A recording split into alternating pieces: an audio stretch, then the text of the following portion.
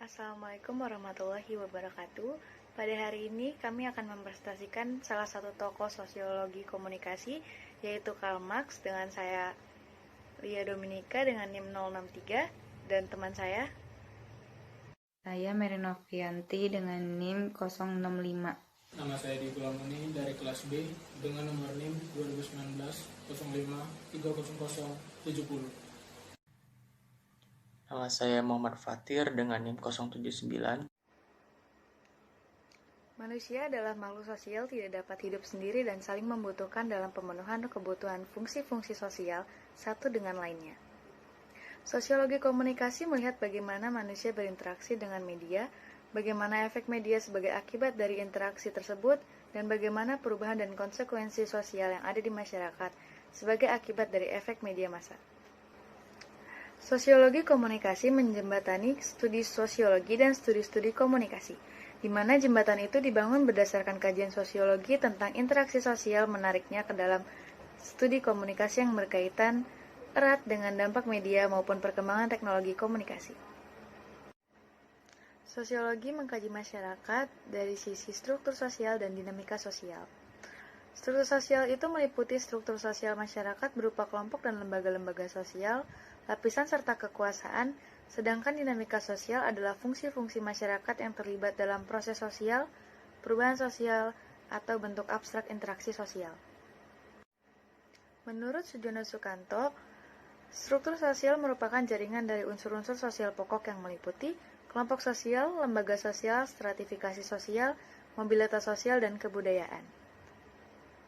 Proses sosial adalah pengaruh timbal balik antara definisi proses sosial, berbagai segi kehidupan orang per orang atau antar kelompok secara bersama.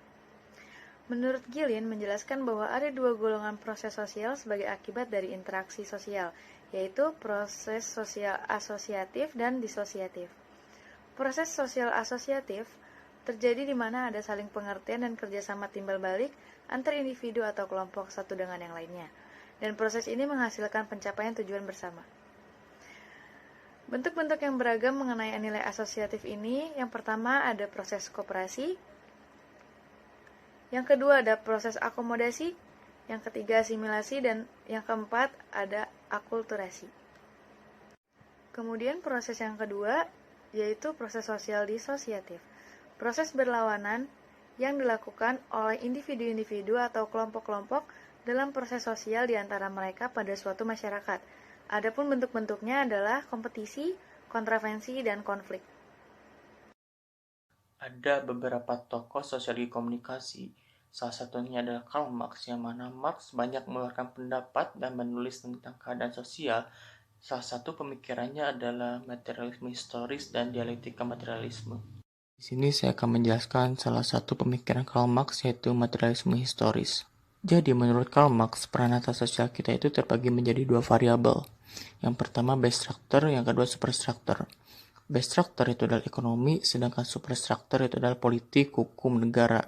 Keduanya memang penting, tetapi dalam hal pengaruh dan mempengaruhi, ekonomi adalah hal yang sangat berpengaruh terhadap superstructure.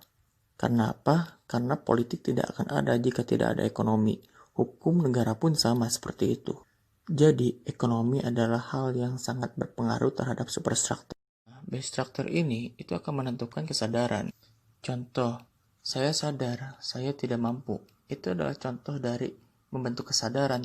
Nah, dari membentuk kesadaran itu akan menentukan relasi sosial kita. Jadi, relasi sosial kita itu tidak akan jauh-jauh dari level ekonomi kita. Karena apa? Karena kita sadar akan ekonomi kita. Dari relasi sosial itu muncullah kelas sosial. Sadar tidak sadar, kita mempunyai identifikasi kelas masing-masing. Contohnya, ketika orang-orang ekonomi bawah melihat orang-orang ekonomi atas membeli barang-barang mewah, mereka sadar mereka tidak mungkin memilikinya. Karena apa? Karena bukan kelasnya gitu kan. Nah, dengan munculnya relasi antar kelas, maka lahirlah negara, politik, hukum. Jadi seperti itu alurnya.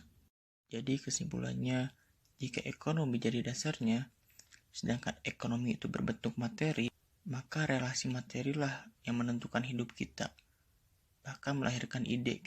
Karena kehidupan sosial kita dasarnya adalah relasi ekonomi gitu kan. Dan ide kita itu dibentuk oleh dunia sosial gitu. Dan dunia sosial itu dasarnya adalah relasi ekonomi. Dan ekonomi adalah relasi materi.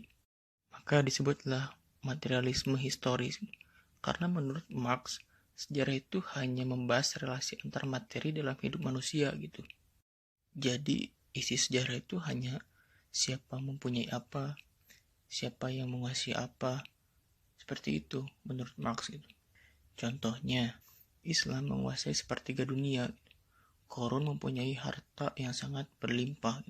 Itu saja yang dibahas oleh sejarah.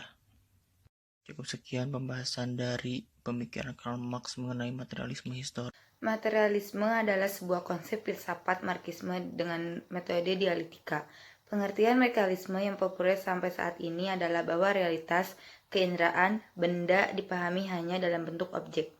Akan tetapi tidak mengerti sebagai aktivitas indrawi manusia atau tidak dikenal secara subjektif. Sebelum Marx mengatakan hal tersebut, materialisme dipahami sebagai objek indrawi saja. Sedangkan jika seorang mampu memahami objek-objek material itu, hal itu juga hasil dari aktivitas subjektif manusia. Dialektika pertama kali ada sejak Plato. Namun Marx menimba pelajaran mengenai dialektika melalui Hegel. Pengertian dasar dialektika Hegel adalah relasionisme internal, yakni bahwa keseluruhan dari suatu kenyataan dipahami sebagai manifestasi dari roh yang senantiasa terjalani satu sama lain yang tidak putus. Dengan adanya realitas dapat dilihat sebagai sesuatu yang senantiasa dapat diubah-ubah. Dengan demikian, realitas adalah efek dari aktivitas subjektif itu sendiri. Materialisme dialektika merupakan bukan hanya sekedar gejala materi dari kesatuan yang organik, melainkan bergerak dan bertumbuh. Seluruh alam dari yang sebutir pasir sampai matahari, dan dari sperma hingga manusia adalah selalu dalam keadaan senantiasa mengalir dengan bergerak dan bertumbuh. Gerak merupakan bentuk dari eksistensi materi karena tak mungkin ada materi tanpa gerak, sebab materi tanpa gerak ialah sama-sama mustahil. Sedangkan gerak tanpa materi, oleh karena itu gerak sebagai materi itu sendiri yang tak dapat menciptakan atau dihilangkan, dan ia hanya bisa ditransfer. Saya akan membahas dialektika materialisme dalam komunikasi.